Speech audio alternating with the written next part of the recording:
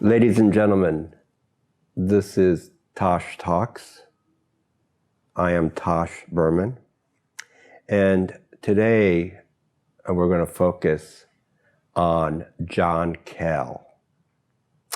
Now, if you watch I think it was my last show, I did a big show on Lou Reed. And Lou Reed and John Cale were in the same band together called the Velvet Underground. A very prominent, important group from probably 1965 till they broke up, technically 1970. And John Cale was making music and part of Velvet Underground from say like 65, the very beginning of the Velvets, to I think 1968. He officially made 2 albums with them, the Velvet Underground and Nico, and the second album is White Light, White Heat. And maybe he's on one song on the Velvet Underground third album, but nevertheless. In my last episode talking about Lou Reed, I talked about how much I really liked the contrast between Lou Reed's rock and roll sensibility and his love of doo-wop music and his song structure. And Lou Reed's a classic songwriter and a great lyricist. And John Cale brought a sense of organized chaos to the band. John Cale's background is he's classically trained since he was a kid. He's from Wales, and he studied under Aaron Copland, and he is still a very serious, I think, composer of sorts. He's a songwriter, of course. He's a pop singer of sorts. But but one of the key elements of John Cale is his classical music background. And when he came to New York in the early 60s from Wales, he wanted to discover new music at the time. And he became interested in the more new composers, for instance, like John Cage and artists of that sort. And of course, New York in the early 60s was totally, one, it was Fluxus related. Many talents, visual and music, was coming from the New York, well, they ended up in New York, but they came from all over the world. And then the other aspect besides Fluxus is the Andy Warhol world. And the Andy Warhol world is pretty much one of the key participants, if not the most important element in promoting the Velvet Underground. Lou and John got together by themselves with Sterling Morrison and Mo Tucker, who was a drummer.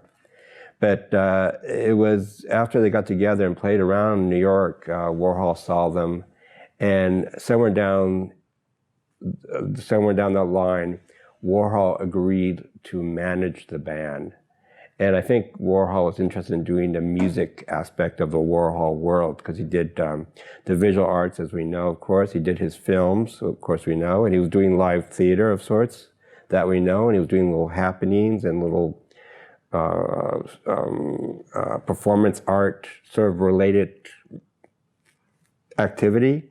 But the last thing he did not have was a band of sorts, and Velvet Underground became his house band for a while. We're talking about a short period of time. I think it's probably like a year or 2 years that the Velvets were technically associated with Warhol. But during this time, when Cale first went to New York, he became involved with Lamont Young and others, and they started a band. And part of this band was Lamont Young and his wife, and Tony Conrad. And they would do these very long drone pieces. And John Cale in the early 60s became very interested in drone music. And drone music is basically sort of extremely minimal, 1 note, 2 notes even, more like this 1 note pieces that expanded time. Sometimes they're endless, sometimes it lasts for half an hour, it could last for hours. If you see a live performance at a time, it could be hours. There are recordings of music of that period in time, but it was not that many recordings are available. Probably a lot of it due to the format of the LP at the time, which is you only could you only have 20 minutes each side. So the droning experience, or the drone music, is basically a live experience. And John Cale, Lamont Young, Tony Conrad, and others were involved in making this music. And when John Cale joined the Velvet Underground, he did not give up this experimentation aspect of drone music or making experimental music. He brought that element into, as I mentioned, he brought that element into Velvet Underground. And as he was doing this, making recordings with Lou and Nico and Warhol, he was also making his own music in his own studio or flat or apartment in Lower Manhattan. And about 10 years ago or 12 years ago, there was a box set. And when I say box set, I mean actually box of called John Cale, New York in the 1960s. Here it is. If you look this way, total box, box, box, box. Now you're probably thinking, my God, that's like a heavy piece of plastic cardboard. This is not cardboard, this is wood. This is actual wood. And this is actual, so this is actually an art project itself. I mean, this is an art object, sorry, not a project. Well, art project, but it's an object, it's an art object. This box consists of 5 vinyl albums, 12-inch albums. And it's so altogether 10 sides. And what you have here is basically music that John Cale made during the era of the Velvet Underground. So this is like from 1965 to 1968. And what's fascinating is well, one, the music is incredible. It's a great, Cale was doing great work at this time. And it's drones. It's like one album is basically John Cale on a Vox electric organ that he's playing quite violently. And it's doing feedback too. It's like feedback. And the Vox VOX organ at the time was, I don't think, a very expensive organ. It was an electric organ of choice for a lot of garage rock bands. Probably the most famous Vox organ sound I can think of right now is 96 Tears by Question Mark and the Mysterians. That's a Vox organ. John Cale takes that same instrument and takes it to another level. And then another piece is just him strumming the guitar. I believe it's electric guitar. It could be acoustic guitar. The liner notes are not really clear what kind of guitar it is. But it's just, again, it's either electric or acoustic, and it's just him manically strumming the guitar. And again, you're getting like feedback from it. And it's a really, really fascinating, incredible sound. And the other recordings, and this is all, again, from the spectrum of 1965 to like 1968. And the other recordings are John Cale working with Tony Conrad. And in case you don't know, you should know who Tony Conrad is. Conrad is an incredible filmmaker, an incredible musician, and an incredible composer. Probably the king, in my mind, the king of the drones. His main instrument of choice was the violin. And I believe Conrad was also a classically trained violinist. I could be wrong about this, but he definitely came from a classical school or classical training like John Cale. And Tony Conrad's music, like Cale at this time, is very rigid. It's very almost mathematical. And Tony Conrad actually joined Velvet Underground for just a very brief time before Warhol Association, or the first album, of course. And it must have been interesting because it would be like John Cale in Velvet Underground, besides playing keyboards and bass, John Cale also played the viola, which is actually very, very strong when you hear the first Velvet Underground recordings. The viola is a very strong, distinctive sound in their makeup of the arrangement.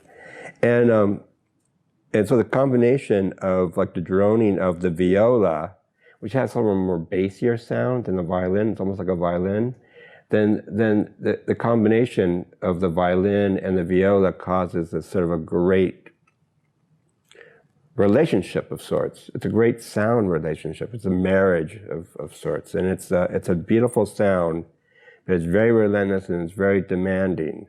And the other pieces, there was also another interesting Velvet Underground character by the name of Agnes McLeese, always forget his name. And he's a very, very important artist and musician of that period as well. And his music is available. You have to hunt it out, but you can find at least one album or a couple albums of just his tape experimentation and his electronica stuff he was doing. And all the stuff is very low budget, very not expensive equipment. It's just what they had in hand. Not recorded in a recording studio, but recorded in their apartment. And it feels like you're in their home or in their studio when you listen to this music. And McLeese was basically a percussionist, and he was the first original Velvet Underground drummer before Moe Tucker. And he left Velvet Underground because the Velvet Underground took their first paying job, like playing at a high school, and they got paid $70. And McLeese thought that was a total sellout to be playing for money, so he left the band. He went to India afterwards, of course. But anyway, during this time, he was still doing music with John Cale and Tony Conrad. And what Agnes McLeese plays is a cymbalom. And John Cale also plays a cymbalom too, on a couple of cuts. And the cymbalom is a wire, like a piano wire, but a wire instrument on a table. And I think you pluck it or you strum it. Not a very popular instrument, but I've seen pictures of it, and it looks like a table with wires going across. So it looks kind of big. I'm not sure what their cymbalom looks like, but it's quite big. And the other exotic instrument here is the Wallensack.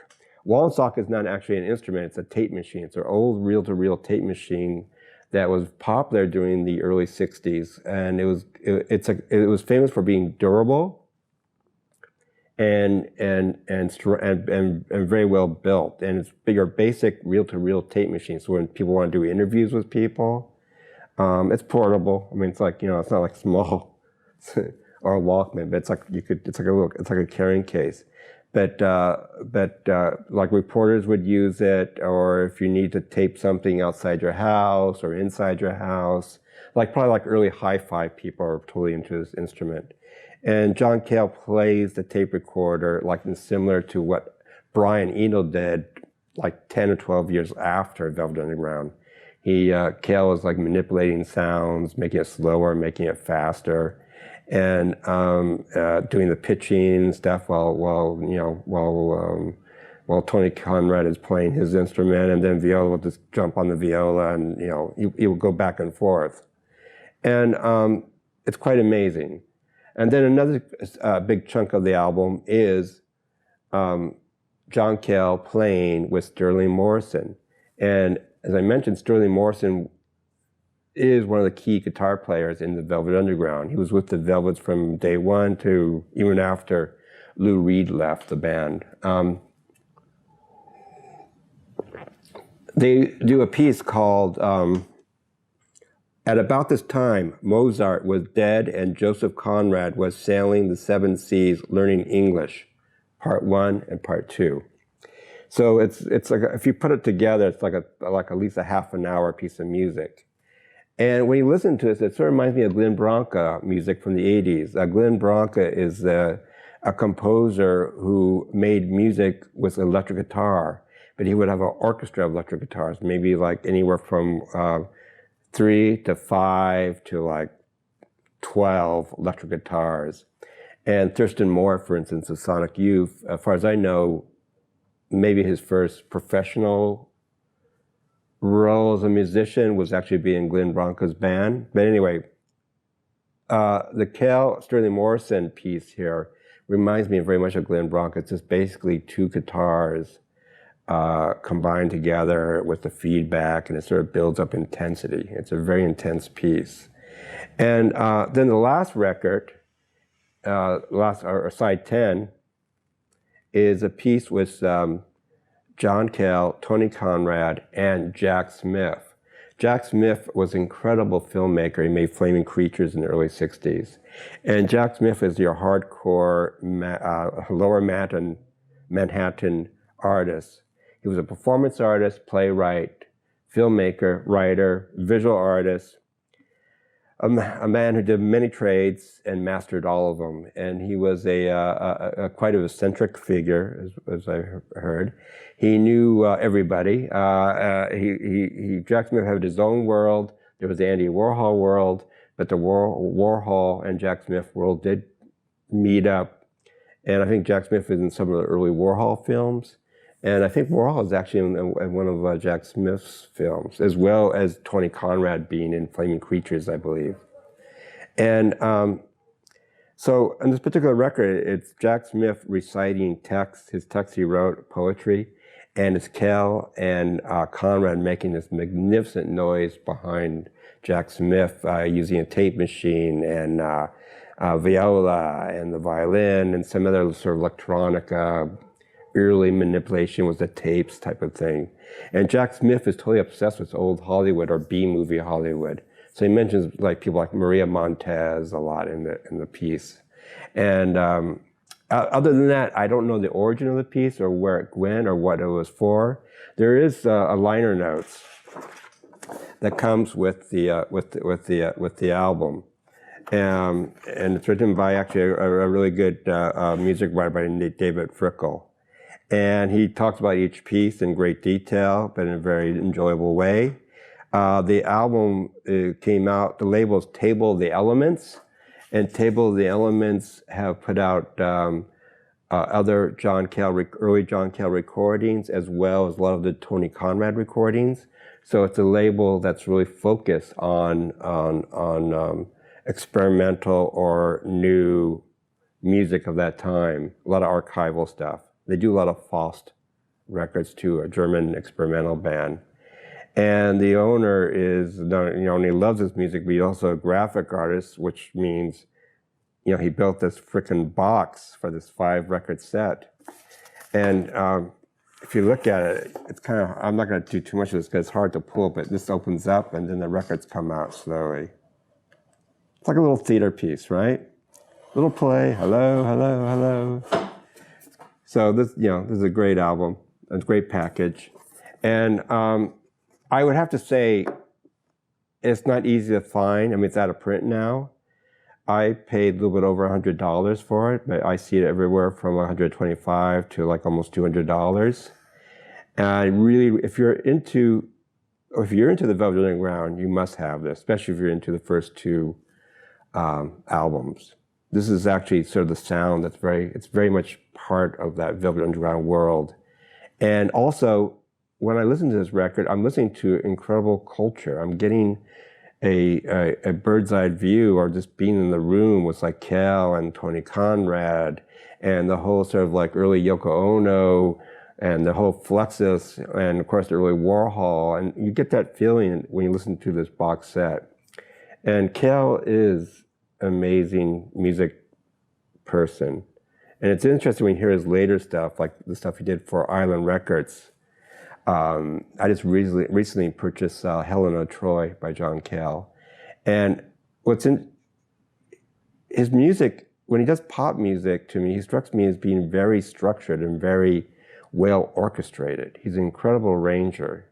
So when you listen to like a later John Cale record or John Cale doing songs, it's very much really arranged well in a sort of commercial sense as well as in a musically sense. So it's interesting that Cale has this sort of practical music side of him, and then there's the classical orchestrated Cale, and then there's the Cale who likes to experiment with sound and doing drone music. So again, John Cale, New York in the 1960s, excellent album. You must get it if you're really interested in the Velvet Underground or Manhattan arts of the 60s, early 60s specifically. And if you like this album, or don't like this album, but if you like me, for instance, I am Tosh, you should subscribe to Tosh by supporting Tosh on my YouTube channel. So if you look down here, toward my crotch area almost, there should be like a subscription thing or information. Just push subscribe, because I need a large audience for what I do. I can't, right now I only have like 2 or 3 million. I really want like 15 million people. So please help me with that. Thank you so much.